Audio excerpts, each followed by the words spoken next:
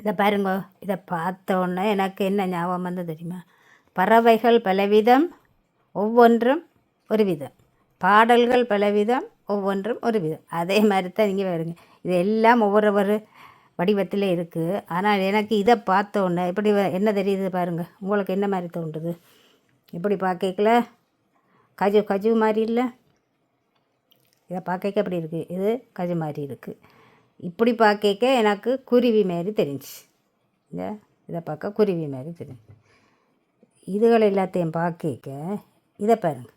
இது வந்து பலன் மீன் அது மாதிரி கிடந்து.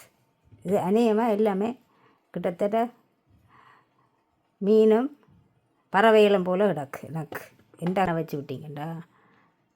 நான் இப்போ இதெல்லாம் கண்ணெல்லாம் வைக்கல, எல்லாட்டி வச்சு எல்லாம் செய்திருவேன். இப்போ எனக்கு நேரம் இல்லை, எல்லாட்டி இதெல்லாம் செய்வேன். செய்து போட்டு தான் சமைப்பேன்.